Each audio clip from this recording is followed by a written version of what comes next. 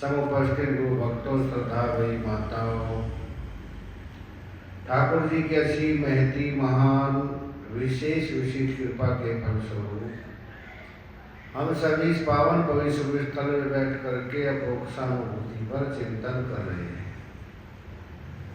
कल श्रवण किया, भगवान शंकराचार्य जी कहते हैं, अगर इसी जीवन में ही जीवन मुक्ति का आनंद लेना है तो महापुरुषों की चरण और शरण में जाए और उनसे जा करके सेवा करे और पूछे, को हम पूछता जाते मैं कौन हूँ, कहाँ से आया हूँ, क्या करने आया हूँ, क्या मुझको करना चाहिए। गुरु कैसा हो, आपात काम हो, आपत हम हो, जिसके श्रोत्रिय भी हो और ब्रह्मनिष्ठ भी हो। श्रोत्रिय तो मिल जाते हैं पर ब्रह्मनिष्ठ मिलना मुश्किल है। वो उसे ब्रह्मनिष्ठ है, ब्रह्म श्रोत्रिय नहीं है। जैसे रामकृष्ण परमहंस अनुभव तो था, व्यक्त नहीं कर सकते थे, और बहुत से व्यक्त कर सकते, अनुभव नहीं है, और बहुत से व्यक्त भी कर सकते हैं और अनुभूति भी होती है, दोनों गुण होते हैं। तो ऐसे गुरु के पास जाइए और जा करके उनसे पूछे, कैसे गुरु में कितने गुण होने चाहिए। कल बताता 14 गुण होने चाहिए। कौन कौन से? चतुर्दशी के बाद क्या होती है? पूर्णिमा, गुरु पूर्णिमा आती है। और सब देवी देवताओं की कोई न कोई तिथि है, किंतु पूर्णिमा किसी की नहीं है। पूर्णिमा सिर्फ सतगुरु की होती है। जैसे ऋषि पंचमी है, गणेश चतुर्थी है, जन्माष्टमी है, भगवान श्री की रामनवमी है, नवरात्रि है, परंतु पूर्णिमा किसी की भी देवी देवता की नहीं है। पूर्णिमा सिर्फ और सिर्फ सतगुरु की होती है, जो स्वयं पूर्ण है और सबको पूर्ण ही देखते हैं, उनको सतगुरु कहते हैं। सतगुरु की परिभाषा की है उपनिषद में, जो उपनिषदों से प्राप्त ब्रह्म विद्या तथा महावाक्य का उपदेश करे उन्हीं को ही सतगुरु कहते हैं, और वही नर के रूप में नारायण है। तो ऐसे गुरु में उपमा दे चतुर्दशी तक। पहला क्या है गुरु उनके अंदर? पहले आते प्रतिपदा। प्रतिपदा का मतलब दो नहीं है, इसीलिए वेदांत में कहते हैं अद्वैत। अद्वैत का मतलब दो नहीं है, फिर एक है। बोला एक कहेंगे तो वाणी का विषय हो जाएगा, इसीलिए लक्षणा से ही समझ में आता है। कैसे समझे? जैत अजैत भाग त्याग लक्षणा से समझे, दो नहीं है। फिर एक है, बोले वाणी का विषय नहीं, इशारे से समझ लीजिए। तो पहला क्या है? अद्वैत। अद्वैत का मतलब दो नहीं है। दूसरा आता है द्वितीय। द्वितीय में आता है जो जीव और ईश्वर की एकता को ही बतलाते हैं। जीव और ब्रह्म दोनों एक है, अलग अलग नहीं हो सकते। किसको कहा? जीव और ब्रह्म की एकता कही, जीव और ईश्वर की एकता कही है। जीव और ईश्वर की एकता कभी नहीं हो सकती, उपाधि की एकता नहीं होती। इसलिए कहा जीवो ब्रह्मेव ना परे। श्लोकार्धेन परिश्रामी उत्तम ग्रंथ कोटि भी ब्रह्म सत्यम जगत मिथ्या। जीवो ब्रह्मेव ना परे, जीव और ब्रह्म की एकता है। किसी ने बढ़िया बाबा से पूछा, महाराज तो कह रहे थे जीव और ईश्वर की एकता। बेटा जीव और ईश्वर की एकता कभी नहीं होती, जीव और ब्रह्म की एकता होती है। उपाधि की एकता कभी नहीं हो सकती, उपाधि हटा के एकता होती है। गिलास के और परात की एकता कैसे हो सकती है? और दोनों की उपाधि हटा के देखो तो स्टील दोनों में एक ही है। उपाधि के कारण अलगाव होता है। तृतीय का मतलब है जो तीनों गुणों से ऊपर उठ चुके हैं, सतोगुण, रजोगुण और तमोगुण, त्रिगुणातीत हो गए हैं। तीनों गुण समझते हैं ये प्रकृति में है, ये शरीर में है, ये माया में है, ये अविद्या में है, ये जगत में है, मुझ में नहीं है। तो तीनों गुणों से ऊपर उठ गए। तमोगुण को रजोगुण से जीत लिया, रजोगुण को सतोगुण से, और सतोगुण से भी ऊपर उठ गए। जिन्हें चारों वेदों का सार समझ में आ गया, चारों महावाक्य जिनके जीवन में उतर गए, ऋग्वेद, यजुर्वेद, सामवेद, अथर्ववेद, चारों महावाक्य से एक एक वेद से एक एक महावाक्य लिया। ऋग्वेद से प्रज्ञानम ब्रह्म, ये प्रकृष्ट ज्ञान ही ब्रह्म है। यजुर्वेद से अहम ब्रह्मास्मि, सामवेद से तत्वमसि और अथर्ववेद से अयम आत्मा ब्रह्म। जो चारों वेदों के सार जो है महावाक्य है जीवन में उतर गए, और जिनके पांचों कलेश दूर हो गए हैं, इसके पांचों कलेशों की निवृत्ति हो गई। अविद्या, अस्मिता, राग, द्वेष और अभिनिवेश। अविद्या का अर्थ है सत्य में असत बुद्धि, असत में सत बुद्धि, और सत्य को सत्य समझ लेते, असत को असत समझ लेते, अविद्या दूर हो गई। अस्मिता का अर्थ है मैं कुछ हूँ और मेरे पास कुछ है, मैं भाव अहंकार, ये दूर होगा अस्मिता। राग और द्वेष, सबसे खतरनाक योग वशिष्ठ में कहते हैं दो ही है, राग द्वेष रूपी बिल में ये दोनों सर्प रहते हैं जो सदा परेशान करते रहते हैं। पार्वती जी ने पूछा शंकर भगवान से, जब आप सर्वव्यापक हो, सर्वाधिष्ठान हो, महसूस क्यों नहीं होते, दिखाई क्यों नहीं देते? शंकर भगवान कहते हैं राग द्वेष नैन पुरगार, एक में राग का मोतिया भी दाग है, एक में द्वेष का आ गया, सफेद वाला राग और काला द्वेष वाला, इसलिए दिखाई नहीं देता। ऑपरेशन करा लीजिए दोनों का, लेंस डलवा लीजिए, राग वाले में वैराग्य का लेंस डलवा लीजिए और द्वेष वाले में प्रेम का डलवा लीजिए, और फिर देखो सर्वम खलविदम ब्रह्मी दिखाई देता है। ये मोतियाबिंद के कारण नहीं दिखाई देता। तुलसीदास जी भी कहते हैं नेरे है सूझे नहीं, नेरे का मतलब सबसे नजदीक, नेरे है सूझे नहीं लानत ऐसी जिद, ऐसे जीने में लानत है, सबसे नजदीक है फिर भी दिखाई नहीं देता, अनुभव नहीं होता। नेरे है सूझे नहीं लानत ऐसी जिद, तुलसी या संसार को भया मोतियाबिंद, सारे संसार को क्या हो गया, मोतियाबिंद हो गया। और एक के दो दिखाई देते हैं, चंद्रमा एक है दो दिखाई देते, अनेक दिखाई देते, किसके कारण? मोतियाबिंद के ऑपरेशन करा लीजिए। ऑपरेशन होता है जब लेंस डाल देते हैं, राग में वैराग्य का और द्वेष में प्रेम का, भी ठीक ठीक दिखाई देता है। तो राग द्वेष, और चौथा पांचवा अभिनिवेश। अभिनिवेश का अर्थ मरने का भय, मृत्यु का भय, हाय मर न जाए, भूत का भय, प्रेत का भय, डाकनी शाकनी का भय, फिर राहु का भय, केतु का भय, शनि का भय, हार्ट अटैक न हो जाए ये भय, आगे फालिश न मार जाए ये भय, शरीर साथ न दे ये भय, भय में ही रहे। क्या जी रहे? ये कलेश पांच सबको लगे हुए, अब जो नहीं होना 90% सोच सोच के भयभीत हो रहे हैं, ये ना हो जाए, ये ना हो जाए, ये ना हो जाए।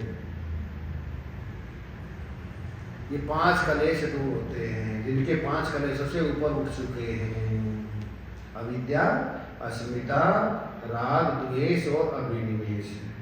और छठा जो छह शास्त्रों के ज्ञाता है, जिनके छह विकार मिट चुके हैं, सांख्य, योग, न्याय, उत्तर मीमांसा, पूर्व मीमांसा, इनसे ऊपर उठ गए हैं। और छह विकार काम, क्रोध, लोभ, मोह, राग और द्वेष, मदमात्सर्य कहते हैं कई जगह।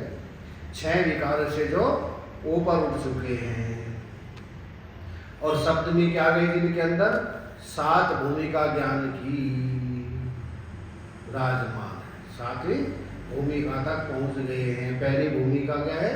शुभ इच्छा। इच्छा कैसी होनी चाहिए? शुभ होनी चाहिए। इच्छा जागी अपने मन में, दुख से होना चाहिए पार, इस इच्छा के कारण अपना छूट गया संसार।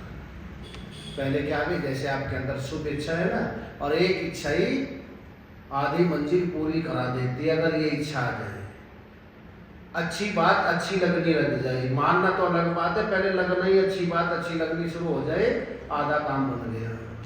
जब हनुमान जी गए लंका में, तो भगवान श्री राम ने कहा था उनको कथा सुनाना, मेरी अच्छी बात सुनाना, अगर अच्छी बात अच्छी लगेगी तो बेड़ा पार हो जाएगा, नहीं सर्वनाश हो जाएगा। हनुमान जी ने सुनाई, सीता जी को उनको वापस कर दीजिए, उनकी शरण में चले जाइए, आपका उद्धार हो जाएगा। रावण को अच्छी बात अच्छी नहीं लगी, बड़े बंदर ज्ञान देने के लिए आ गया।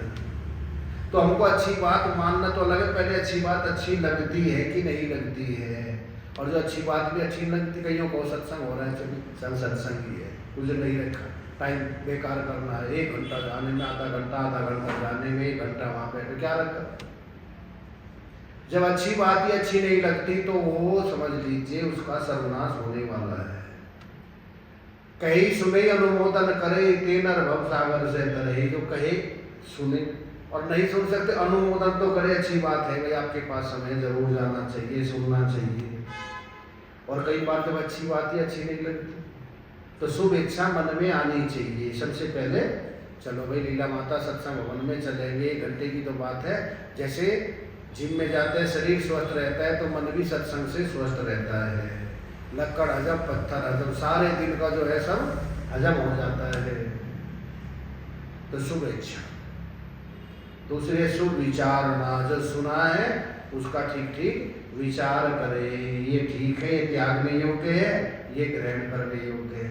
जो सुनते हैं नहीं, अभी समझ में नहीं आता, अभी इसका फल नहीं मिलता। अलार्म भरते हैं सुबह 4 बजे की, आपने अलार्म भरी, अब अभी बजेगी 4 बजे बजेगी, जब समय आएगा बजेगी जरूर। ये सुना हुआ कभी व्यर्थ नहीं जाता। सुन सुन अंधे पावे रहा, नानक भिक्षे बेपरवाह। पहली भक्ति क्या है? सर्वणम, प्रथम भक्ति संतन कर संगा। तो दूसरी क्या हो गई है भूमिका? विचारना, शुभ विचारना। शुभ विचार कहाँ से मिलेंगे? सत्संग से मिलेंगे। यहाँ आएंगे तो अच्छी अच्छी बात सुनने को मिलेगी, विचार करने को मिलेगी। और तीसरी है तनु मानसा। ये साधक की होती है 3 भूमिका। तन से भी वासना निकल गई, मन से भी निकल गई। अब ये संसार के जो पहते काम क्रोध लोभ आदि परेशान करते हैं, परेशान नहीं करते। अब ये सहायक हो गए। अब ये वासना उपासना में बदल गई। किसमें बदल गई? उपासना में बदल गई, भजन में बदल गई, सत्संग में बदल गई, ध्यान में बदल गई, योग में बदल गई।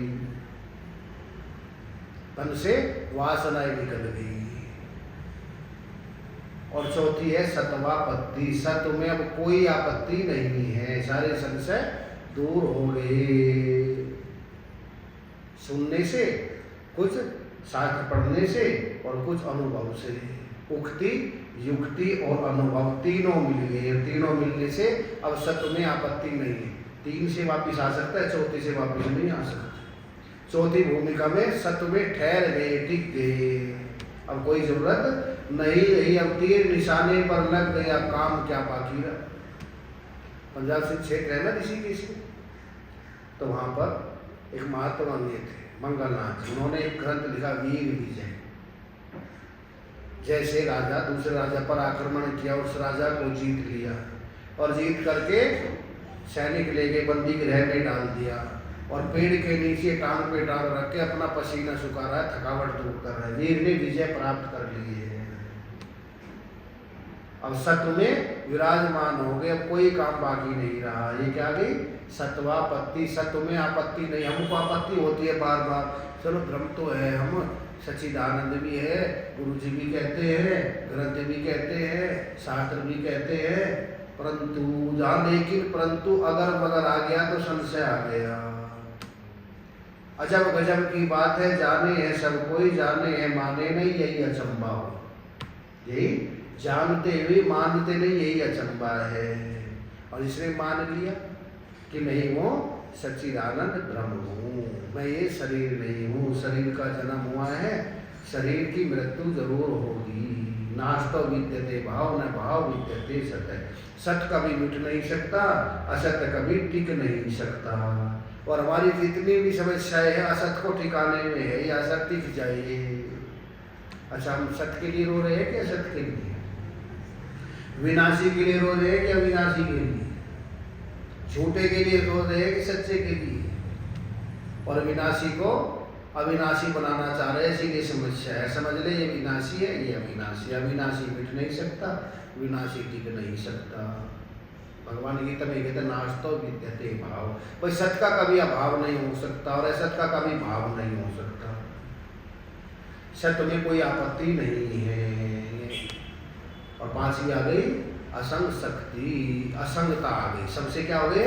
असंग हो गए। कहीं हम अटैचमेंट नहीं रहा, कहीं अब लिपायमान नहीं रहे। पदम पत्र निवाम सा, जैसे जल में रहता है कमल, लिपायमान नहीं रहता।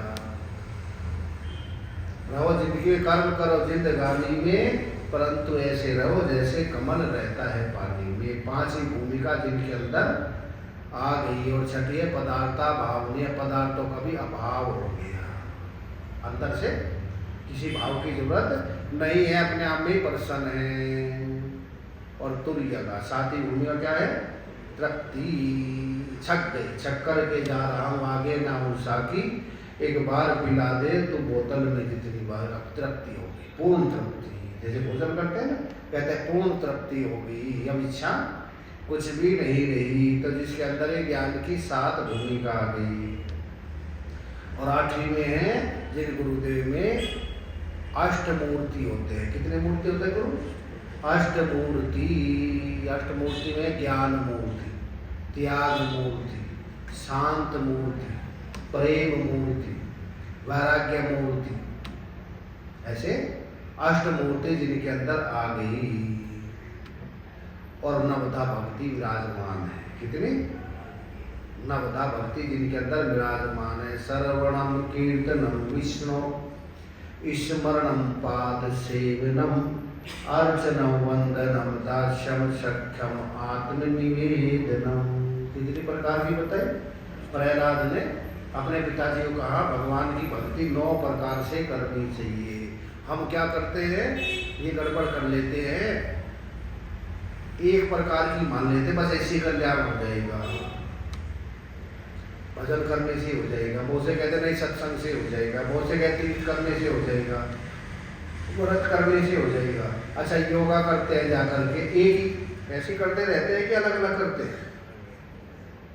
अलग अलग करते हैं। तो भक्ति भी 9 प्रकार से करनी चाहिए। पहली भक्ति कौन सी है? जो कर रहे हैं बैठ कर, पहली भक्ति है सर्वप्रथम सुनो। पहले थ्योरी पढ़ते ही प्रैक्टिकल करना शुरू कर देते हैं। पहले थ्योरी, उसके बाद प्रैक्टिकल। पहले ठीक ठीक सुन लीजिए। वो से कहते सुनने से क्या होता है, करिए। पहले करते हैं कि सुनते हैं? पहले समझ लीजिए, फिर करना शुरू कीजिए। तो पहले सर्वप्रथम सुनो। क्या सुने? प्रथम भक्ति संतन कर संगा, संतों का संग करो। किनसे सुनो? संतों से सुनो। किसी से भी सुन ले। कल बताया था हर एक किसी से रास्ता पूछना अच्छा नहीं होता, उनसे गुमराह कर देते, ना इधर के छोड़ते ना इधर के छोड़ते। उनसे संतों से सुनो, जो निकले हुए हैं उनके पास जाओ, वही निकाल सकते हैं। जैसे दलदल में फंसे हुए कैसे निकालेंगे? निकाल सकते हैं? जब मोहरूपी दलदल में फंसे, भगवान गीता में कहते यदाते मोह कलीलम बुद्धि व्यति तनिष्यति तदा दंतासी निर्वेदम श्रोतस्य श्रुतस्य च। हे अर्जुन, जब तक तुम मोह रूपी दलदल में फंसे हुए हो तब तक मेरी बात सुनते भी नहीं सुन रहे, समझते हुए भी नहीं समझ रहे। जो निकले हुए हैं उनके पास, जो पहले इस मोह के दलदल से निकले हुए हैं, उनके पास जो वो निकाल सकते हैं। अगर स्वामी फंसे हुए, वो निकालने वाले नहीं हैं। तो यहाँ पर क्या कहते हैं? सर्वप्रथम सुनो, उनसे सुनना चाहिए। स्वामी रामतीर्थ कहते हैं महरूमी हकीकत है साहिल के तमाशाही, हम डूब के समझे हैं दरियाओं की गहराई। एक बाहर से बताते हैं इतनी गहराई है, इतनी गहराई है, और एक छलांग लगा के बताते देखो इतनी गहराई है। किस पर विश्वास करेंगे? जो अंतर जाके बता रहे हैं उन पर विश्वास करेंगे। जो त्याग के बता रहे हैं, देखो त्याग ऐसे होता है, मोह ऐसे त्यागा जाता है, काम ऐसे त्यागा जाता है, क्रोध ऐसे त्यागा जाता है, राग द्वेष ऐसे त्यागा जाता है। जो त्याग के बता रहे हैं उस पर विश्वास करेंगे कि जो फंसे हुए उन पर विश्वास करेंगे। तो इसलिए कहते हैं पहली भक्ति सर्वप्रथम सुनो। वो तो सुनने से क्या होता है? गाली देंगे, देखो किसी को पता चल जाएगा सुनने से क्या होता है। सुनने से अपने पराये हो जाते हैं, पराये अपने हो जाते हैं, अंधे भी पहुंच जाते हैं सुनते सुनते कहते हैं। तो प्रथम भक्ति संतन कर संग सर्वम। अब दूसरी, अब करो दूसरी, कीर्तन करो। सुनना नहीं है, ये कीर्तन करना है। जैसे यहाँ बैठते हैं ना सब लोग, कीर्तन में सबको बोलना चाहिए, और सुनते समय बहुत करना शुरू कर दे, गड़बड़ हो जाती है। अब सुनने का समय करने का नहीं है, अब क्या है, थ्योरी का समय है, उसमें प्रैक्टिकल करने लग जाए तो गड़बड़ हो जाएगी। मैं प्रैक्टिकल के समय थ्योरी नहीं करनी, कथा के समय कथा ही सुनो, दूसरा काम मत करो। और फिर कीर्तन के समय कीर्तन करो, उस समय कथा नहीं सुननी, उस समय सबको बोलना है, नाम संकीर्तनम यस्य सर्वपाप प्रणाशनम। कीर्तन करो, क्या करो, मुख से बोलो भी और सुनो भी, दोनों काम होने चाहिए था। और सत्संग के समय सत्संग ही सुनना चाहिए, करना नहीं चाहिए। करने लगते हैं तो फिर गड़बड़ हो जाती है, ना इधर के रहते ना इधर के, ना खुदा ही मिला ना विशाले सनम, ना इधर के रहे ना उधर के रहे। तो दूसरी भक्ति कीर्तन करो, सर्वनम कीर्तनम विष्णु स्मरणम, जो सुना है उसका स्मरण करो, पाद सेवनम, फिर घर जाके पूजा पाठ करते हो करो, अर्चनम, अर्चना करो, वंदन करो, और फिर अपने स्वरूप में विराजमान होना। ये कितने हो गई, नवदा भक्ति विध में विराजमान है। और 10वीं जिसके अंदर धर्म के 10 लक्षण संपूर्ण है। धर्म के कितने लक्षण हैं, 10 लक्षण हैं। धृति, क्षमा, दमस्ते, शौच, इंद्रिय निग्रहम, धीर, विद्या, क्रोधम, 10 कम धर्म लक्षणम, जिनके अंदर धर्म के 10 लक्षण विराजमान है। धर्म किसको कहते हैं, जिस धारणा को धारण करने से देह की प्राप्ति होती है उसको धर्म कहते हैं। तो धर्म के पहला लक्षण है धृति। धृति का मतलब धैर्य। क्या हो, जिनके अंदर धैर्य हो, धीरे धीरे रे मना धीरे सब कुछ होए, माली सींचे सो घड़ा, ऋतु आए फल होए। बच्चा पढ़ने जाते एक दिन में एमए कर लेता है, कम से कम 22-23 साल तो चाहिए। डॉक्टर बनने के लिए 30 साल चाहिए, पहलवान बनने के लिए 25-30 साल चाहिए। तो ये ज्ञान प्राप्ति के लिए साधना में 4 चीज चाहिए। पहले धैर्य चाहिए, आज ही हमने वही फसल, आज ही तुरंत ही फल लग जाएंगे, समय लगता है। धैर्य चाहिए। दूसरा विश्वास चाहिए। तीसरा दीर्घकाल लंबे समय तक करनी चाहिए। और चौथा निरंतरता, रोज करनी चाहिए। रोज सत्संग सुनो, भजन करो, लंबे समय तक करो, एक दिन में नहीं, एक माला घुमाई घूम करके देखें। और तीसरा श्रद्धा और धैर्य, 4 चीज चाहिए। तो धृति, क्षमा, अगर गलती हो जाए दूसरे से तो उसको क्षमा करे। जैसे हमसे गलती हो जाए तो सोचते हैं दूसरा क्षमा कर दे, तो उसके अंदर क्या होनी चाहिए, क्षमा बड़न को चाहिए, छोटन को उत्पात, कह रही क्या घट गया जब भृगु मारी लात। भृगु ने लात क्यों मारी थी भगवान को, देख रहे थे कौन सा देवता बड़ा है। भागवत में कथा के शंकर भगवान के पास में पार्वती जी गोद में बैठा है, मुंह कुछ भी याद नहीं, त्रिशूल लेके भागे, ब्रह्मा जी को अपशब्द लेके भागे, और विष्णु भगवान को चाहते लात मारी सीधी। बोले ब्राह्मण देवता आपको चोट तो नहीं लगी, बोले ये क्षमाशील है, ये बड़े हैं। लक्ष्मी जी ने श्राप दे दिया, उन्होंने तो बोले नहीं, मेरे पति को लात मारी है, प्रहार किया, चरण प्रहार, जाओ तुम्हारे ब्राह्मणों के पास में कभी नहीं आऊंगी। मेरे को ऋषि ने कहा तुम्हारी जरूरत क्यों है, तुम्हारे बिना भी लोग हमारे चरण छूते रहेंगे, चरण स्पर्श करते रहेंगे। तब इन्होंने लिखी बिल्कुल सही था, ब्राह्मणों को प्रणाम करते हैं। बोले लक्ष्मी जी की हमें जरूरत नहीं है। तो क्षमा, धृति, क्षमा, दम, दम का मतलब इंद्रियों पे कंट्रोल, हाथों पे, पैरों पे, बोलने पे, खाने पे, चलने पे कंट्रोल होना। और भगवान ने आंखें कितनी बनाई है, 2, काम दिया एक देखने का, कान 2, काम एक सुनने का, नासिका छिद्र 2, काम एक सूंघने का, हाथ 2 दिए, काम एक करने का, पैर 2 दिए, काम एक चलने का, और जिह्वा रसना 1, काम 2, बोलने पर और खाने पर। दोनों पे कंट्रोल हो गया, काम बन गया। न बोलने पे कंट्रोल, न खाने पे। खाने पे नहीं है तो शरीर बीमार रहेगा, बोलने पे नहीं है तो मन बीमार रहेगा। कुछ भी बोल देते हैं, जो समझ में आता है झगड़ा शुरू हो जाता है। द्रौपदी ने एक बार कहा था अंधों के तो अंधे ही होंगे, 40 नाक आदमी मर गए। महाभारत के युद्ध में 40 नाक आदमी मर गए। सीता जी कहती है मैंने लक्ष्मण को ऐसे ऐसे वचन कहे, गांव की अनपढ़ गवार भी नहीं बोल सकती। एक वचन ही सारा जीवन बर्बाद कर देता है। तो कड़वे बोल न बोल जो सुख पाना है, जिव्या पर गुने नरम बनाई, नरमाई में तेरी भलाई, नरम वचन ही बोल जो सुख पाना है। तो धृति क्षमा, दम, अस्ते, अस्ते का मतलब चोरी नहीं करना, किसी की भी चोरी नहीं करता है। और जिस चीज के हमारे गुरु जी कहते थे चोरी करेंगे उस चीज का सदा अभाव रहेगा, सदा ही अभाव। धन का चोरी करेगा किसी की तो उसका अभाव रहेगा, वस्तु करेगा तो उसका अभाव रहेगा। और भागवत जी तो सीधा बता रही है, भगवान श्री कृष्ण के हक के चने खा गया सुदामा जी, खा गए, सारा जीवन भर भूखे मर गए, अन्न का कण भी नहीं मिला। और जब सुशीला को पता चला इन्होंने दूध के 2 मुट्ठी चने खा लिए थे, 4 मुट्ठी लेके बोले से वापस कराई, और वापस करते ही महल खड़े हो गए। पहले महल खड़े हुए की बात में, पहले तो नहीं, गुरु पूरा मित्र साक्षात भगवान, और एक एक दाने को तरस दिया सारा जीवन पर। बताने को कोई कुछ भी बताए कथा में, लाग लपेट रखे, वो ब्राह्मण थे, बल्कि भागवत में तो नाम भी नहीं है कहीं, सुदामा नाम कहीं नहीं है। कृष्णाशीत सखा कच्चित, ब्राह्मणों ब्रह्म वित्तम है, भगवान श्री कृष्ण के एक सखा थे, तो बाद में नाम रख लिया कथावाचकों ने, उसका नाम सुदामा था, उसका सुशीला था, नाम कहीं नहीं।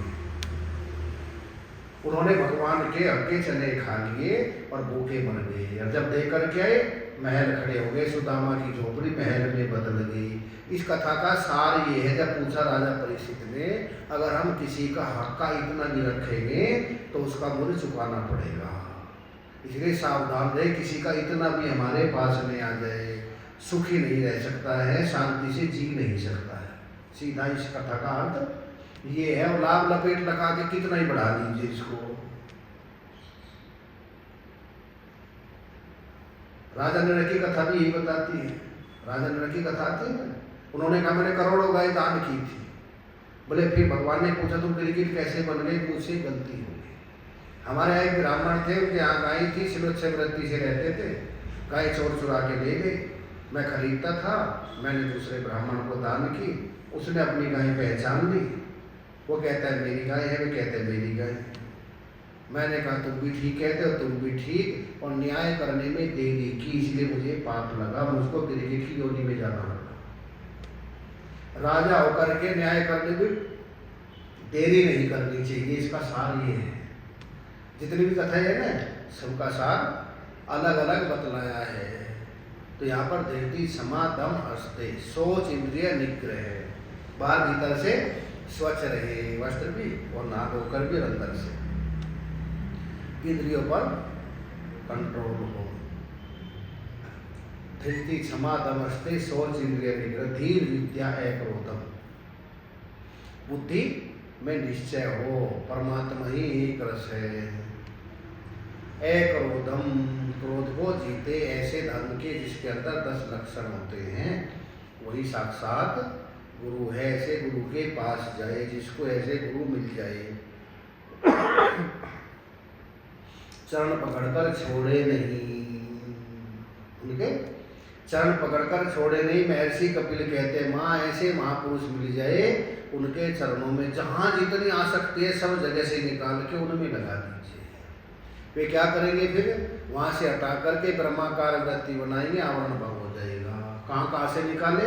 तुलसीदास जी भी कहते हैं जननी जनक बंधु सुत दारा, तन धन भुवन सुहृद परिवारा, सबकी ममता ताग बटोरी, मम पद मन बांध पग डोरी। 10 जगह से निकाल लीजिए। जननी माँ, जनक पिता, जननी जनक बंधु, जननी जनक बंधु सुत दारा, तन धन भुवन सुहृद परिवार, सबकी ममता। पहले रस्से ऐसे करते थे ना किसान लोग, तो झटका मार देते ऐसे बांध करके, और फिर एक रस्सा बना के चरणों में बांध दीजिए, जिससे कहीं मन दूसरी जगह नहीं जाना चाहिए। और उनका ध्यान करें। क्या ध्यान करें ऐसे गुरु का? ध्यान मूलम गुरोर मूर्ति, उनका ध्यान करें और विचार करें। ध्यान करते करते क्या करें? गुरु के समान नहीं दूसरा जहान में, गुरु के समान नहीं दूसरा जहान में। गुरु जी की महिमा देखो वेद और पुराण में, गुरु जी की महिमा देखो वेद और पुराण में। गुरु के समान नहीं दूसरा जहान में, गुरु के समान नहीं दूसरा जहान में। गुरु ब्रह्म रूप जानो शिव का स्वरूप जानो, गुरु ब्रह्म रूप जानो शिव का स्वरूप जानो। साथ साथ विष्णु जानो, साथ साथ विष्णु जानो।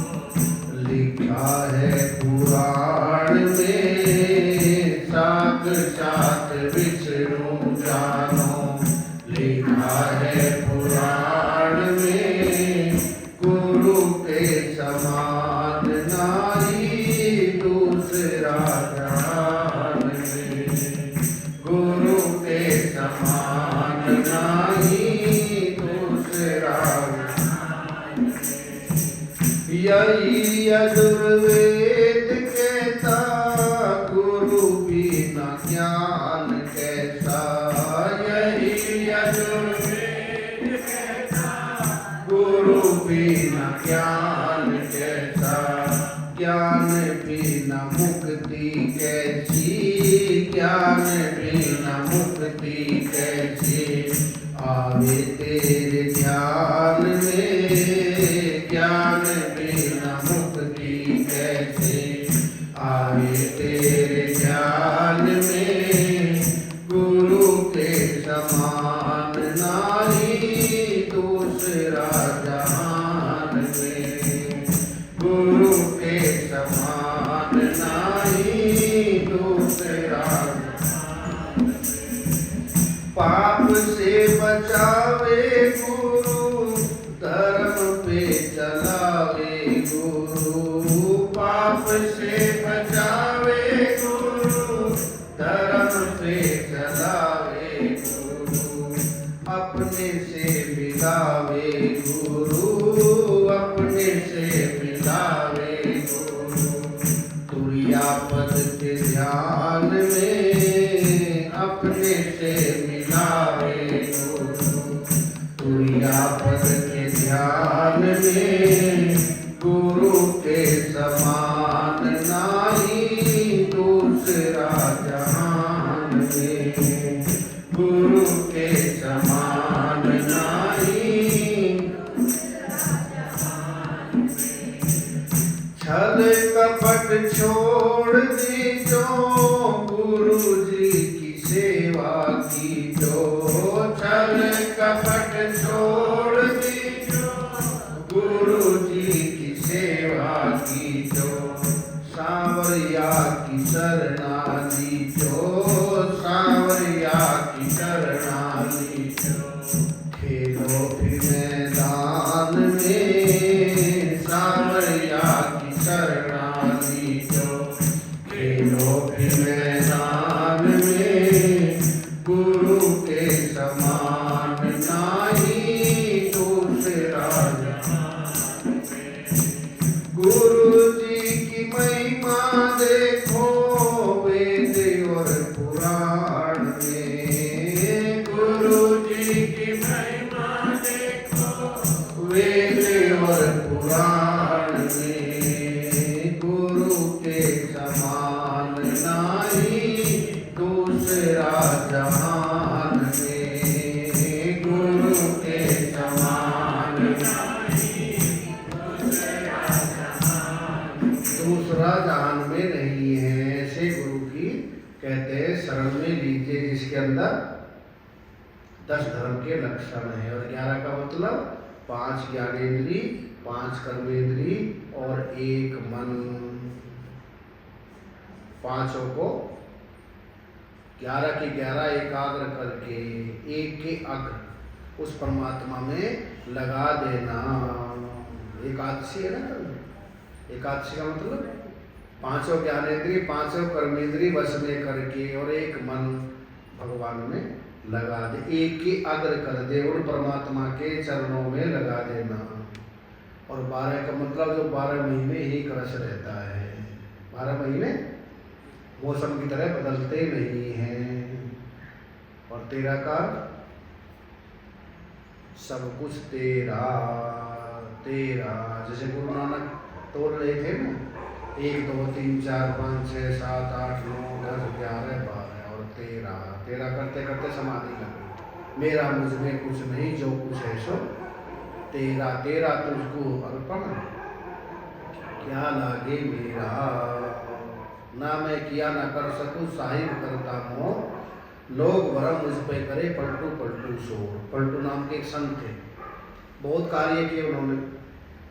लोग कहते पलटू ने किया, पलटू ने किया, बोले मैंने कुछ नहीं किया। ना मैं किया ना कर सको, साहिब करता हूँ, लोग भरम मुझ पे करे पलटू पलटू शोर। मेरा शोर तो वैसे ही हो रहा है, करण करावन आप ही आप, जिसकी ऐसी धारणा हो गई। और चतुर्दशी इसमें अपने शोध है, 5 ज्ञानेंद्रिय, कर्मेंद्रिय, मन बुद्धि चित्त और अहंकार सब शुद्ध हो गए हैं जिनके, वही पूर्णिमा पूर्ण को प्राप्त होता है। क्या होता है? पूर्ण को प्राप्त होता है। ऐसे गुरु के लिए कहा है ब्रह्मानंदम। किसमें है?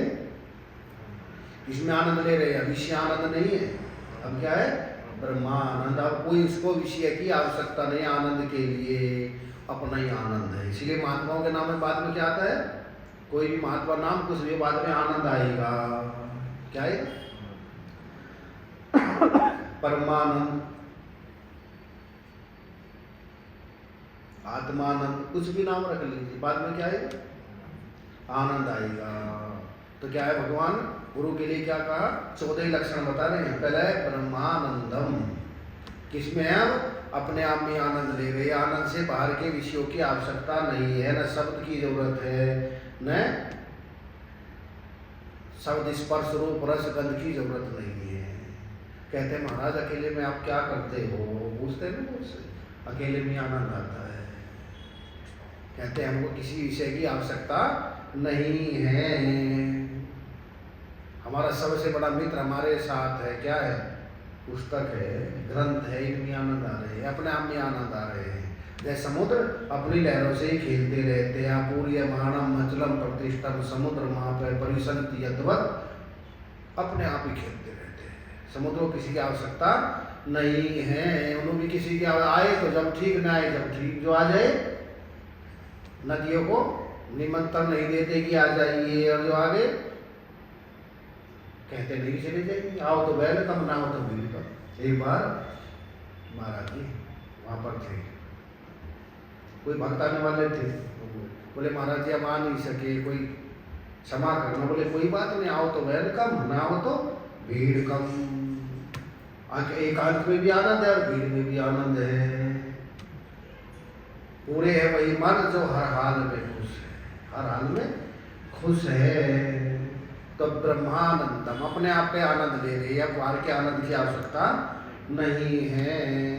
और हम क्या विषय आनंद, विषयों में हाय ये नहीं मिला, हाय ये नहीं मिला, हाय ये नहीं मिला। अरे किसी चीज की जरूरत नहीं, फिर भी आनंदित है। और तो दत्तात्रेय से राजा ये तो यही पूछते हैं, न तो आप कोई पुरुषार्थ करते हैं, न कोई आप वस्तु की इच्छा मस्त रहते हैं। इतने मस्त मैंने कोई नहीं देखा। न धर्म है, न काम है, न अर्थ है, न मोक्ष की इच्छा है आपको।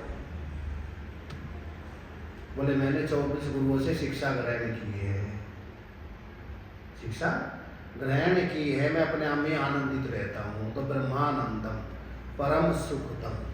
क्या है? परम सुख। एक तो सुख होता है क्षणिक सुख, और एक होता है परम सुख। विचार सागर में आता है जो सुख नित्य प्रकाश विभू नाम रूपाधार, मति में लखे जही मति लखे सो में सुध अपार। जो विचार सागर नहीं पढ़ा तो ठीक ठीक उसको वेदांत को ठीक ठीक समझ नहीं सकता, भ्रमित रहेगा। और विचार सागर भी गुरुमुख से पढ़ना चाहिए, अपने आप पढ़ेगा। कहते हैं विचार सागर वेद उदित बिन गुरु लखे लागे लोन समान, बादर गुरुमुख द्वार है अमृत से अधिकार। समुद्र का जल पीछे खारा लगेगा और वही जब बादल बरसते हैं तो अमृत के समान हो जाता है। जब गुरुमुख से सुनते हैं तो अमृत के समान हो जाता है। और विचार सागर निश्चलदास जी ने 36 साल तक काशी जी अपने तब लिखा था। और इतने होशियार थे जो एक बार पढ़ देते थे तुरंत याद हो जाता था। उनके गुरुजी जब पढ़ाते थे ब्राह्मण, उन्होंने सोचा इतने बड़े विद्वान बनेंगे, अपनी बेटी का विवाह कर देते हैं इनके साथ। उन्होंने पहले तो मना किया, फिर कहा ये तो मैं, आप मेरे गुरुजी है तो मेरी बहन है, बहन से थोड़ी शादी होती। बोले नहीं नहीं तुम विद्वान हो। बोले मेरे तो जाट के घर जन्म है। बोले कोई बात नहीं, फिर भी विद्वान तो हो ना। बोले मैं तो करूँगा नहीं। तो गुरुजी ने श्राप दिया, तूने मुझको इतना तपाया है, या तुझको एक पैर रोज बुखार आएगा और तुम्हारे शरीर में कोई पत्ता रख देना, पत्ता पीला पड़ जाएगा, इतना तेज बुखार है। रोज बुखार आता था, एक पैर 3 मिनट। कहते थे मेरे गुरुजी का आशीर्वाद है। उन्होंने लिखा विचार सागर, जिसमें विचार के सागर है, गंभीरता है। तो उसमें यहाँ पर कहते हैं जो सुख नित्य प्रकाश विभू नाम रूप आधार, मति ने लखे यही मति लखे सो में सुख अपार।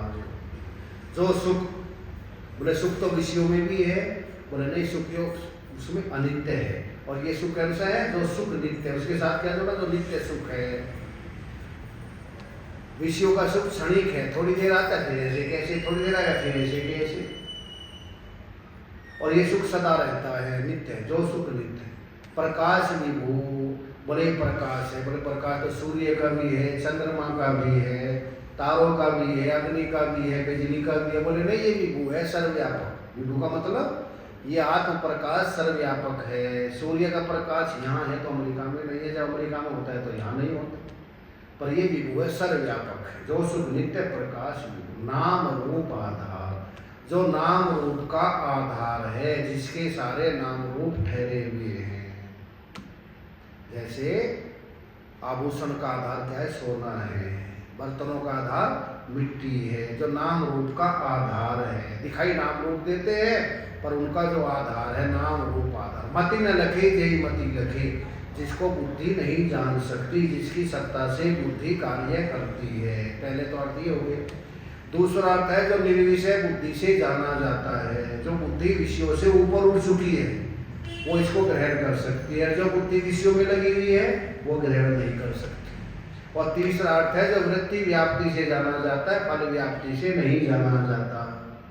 जो सुख नित्य प्रकाश वो नाम रूपाधार, मति न लखे जही मति लखे सो मैं सुध अपार। मैं वो सुध सच्चिदानंद ब्रह्म अपार हूँ, जिसकी कोई सीमा नहीं है, जो सीमा में नहीं आ सकता है। तो ब्रह्मानंदम परम सुखदम केवलम ज्ञान मूर्ति, जो केवल है। केवल का मतलब ऑप्शन नहीं है दूसरा, केवल। और ज्ञान मूर्ति, कौन सी मूर्ति है? ये मूर्ति कौन सी है? चिन्मय मूर्ति है। भगवान की कौन सी है? चिन्मय मूर्ति। और भागवत क्या है? वांगमयी मूर्ति, शब्दमयी मूर्ति। एक है तपोमयी मूर्ति, वो क्या है? ज्ञान मूर्ति। उनके अंदर से क्या निकलता है? ज्ञानी ज्ञान निकलता है। और जहाँ ज्ञानी ज्ञान हो उसको हम वंदन अभिनंदन करते हैं। भागवत सिरोधारी क्यों करते हैं?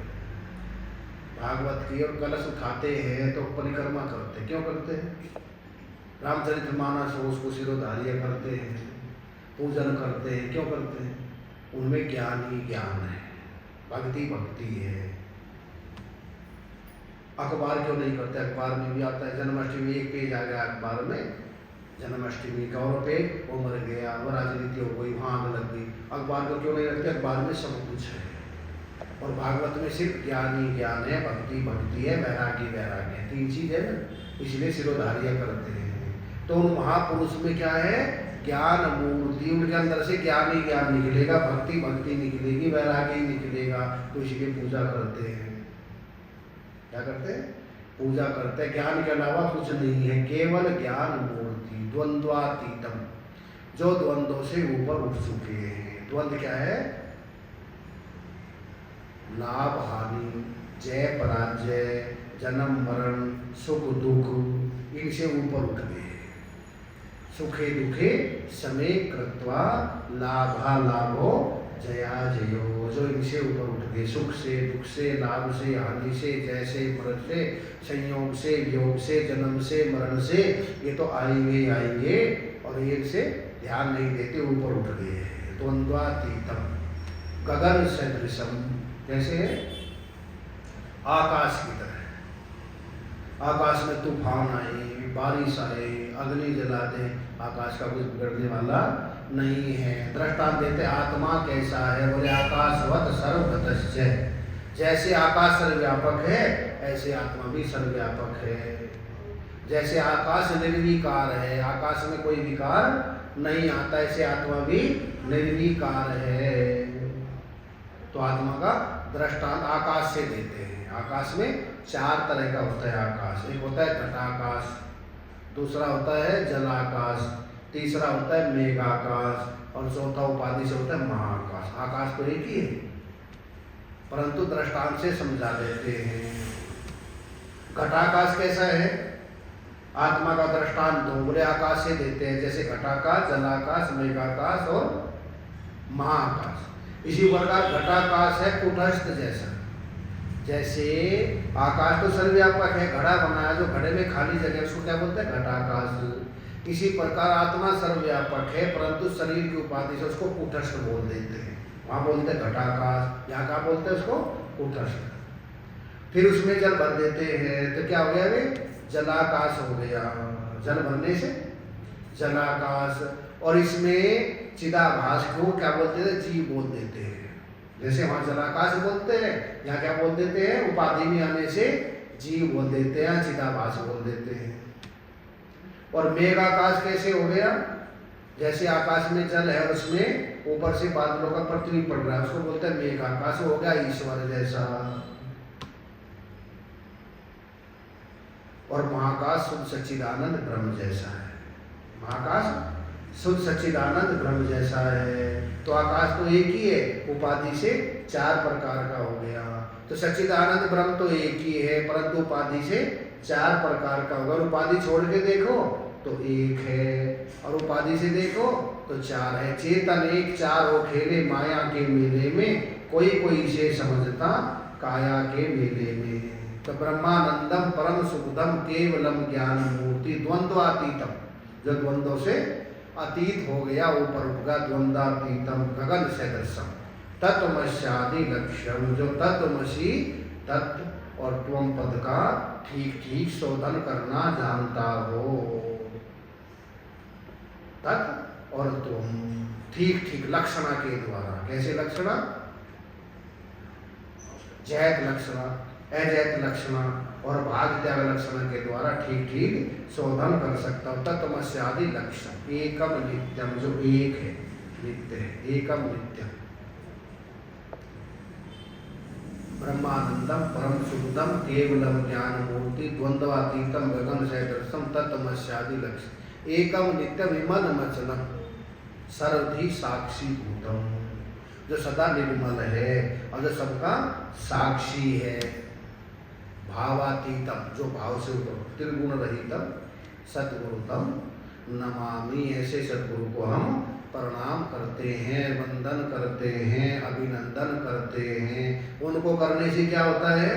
बोले करते उनको है और खुश हो जाती तीनों देवता, खुश तीनों हो जाते हैं। ब्रह्मा विष्णु महेश का गुरुर ब्रह्मा गुरुर विष्णु गुरुदेवो महेश्वर है। गुरु साक्षात द्वार ब्रह्म, तस्मै श्री गुरुवे नमः। तो ब्रह्मा जी कहने के बाद विष्णु कहने की आवश्यकता क्या थी? और विष्णु कह दिया तो फिर शंकर भगवान कहने की तृप्ति नहीं हुई। कहाँ? गुरुर ब्रह्मा। पहले क्या होता था? आज से 100 साल पहले देसी घी होता था, दूसरा नहीं होता। फिर मिलावट आ गई, डालडा आ गया, तो क्या लिखा? फिर शुद्ध देसी घी। और उसमें मिलावट आने लगी, फिर लिखा विशुद्ध देसी घी। तो क्या बोले? विशुद्ध देसी घी। तो ब्रह्मा जी तो कहाँ पर? ब्रह्मा जी कहने से तृप्ति नहीं है। ब्रह्मा जी रचना तो करते हैं, परंतु संहार तो नहीं करते। और गुरु तो रचना भी करते हैं, हमको जन्म भी देते हैं। गुरु क्या जन्म देते हैं? दो संतान होते, एक नाद की संतान और एक बिंदु की संतान। माता पिता ने जन्म दिया बिंदु की संतान है, और गुरुदेव ने जिस दिन गुरु मंत्र दिया नाद की संतान है। हम सब भी अब अपने गुरु के नाद की संतान, तो जन्म भी दिया और फिर मोक्ष भी दे देते हैं।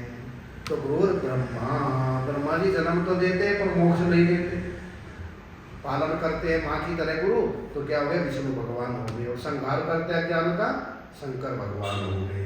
कहते हैं फिर भी ये तो उपाधि हो गई, इनसे अलग है गुरु जी। क्या है, गुरु साक्षात पार ब्रह्म है, जो उपाधियों से अलग है। ऐसे गुरु को प्रणाम करते हैं, जब प्रणाम करते हैं परमात्मा भी खुश हो जाते हैं। कोई शीश गुरु चरणों में जब शीश झुकाता है, परमात्मा खुद आकर आशीष लुटाता है। कोई शीश गुरु चरणों में जब शीश झुकाता है, परमात्मा खुद आकर आशीष लुटाता है। गुरु चरणों में श्रद्धा से कोई थाल सजाता है, गुरु चरणों में श्रद्धा से कोई थाल सजाता है, परमात्मा खुद आकर तब दीप जलाता है,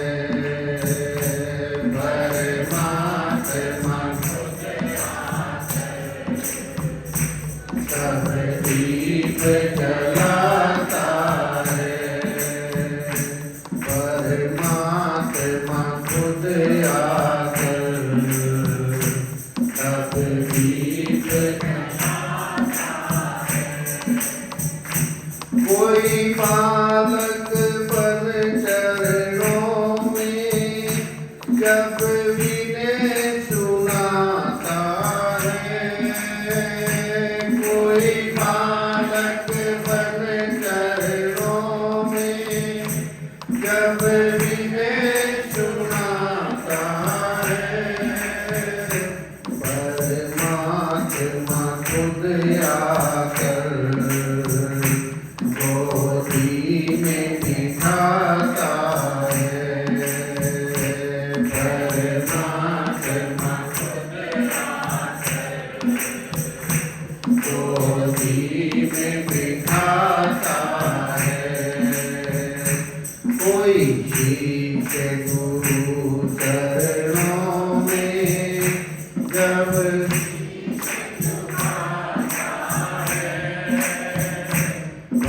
परमात्मा खुद आकर आशीष लुटाता है।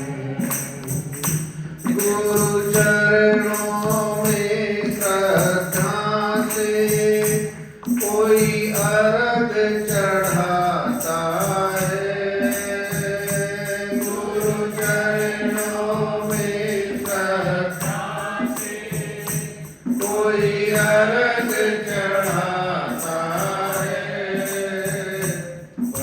परमात्मा खुद आकर पलकों पे बिठाता है, परमात्मा खुद आकर पलकों पे बिठाता है। कोई शीश गुरु चरणों में जब शीश झुकाता है, परमात्मा खुद आकर आशीष लुटाता है। गुरु चरणों में श्रद्धा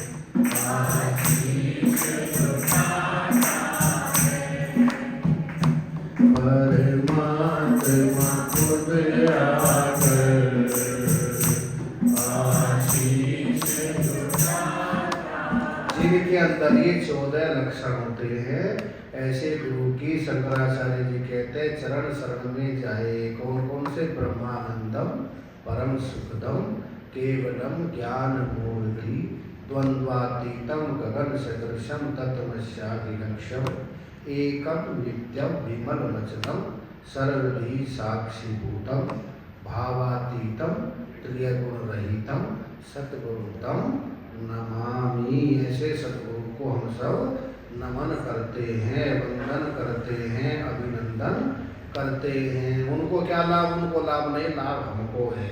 उनको तो पूर्ण काम हो गए, अब काम हो गए, उनको कोई लाभ नहीं है। प्रणाम भगवान को करते हैं, हमको लाभ है कि भगवान को लाभ है?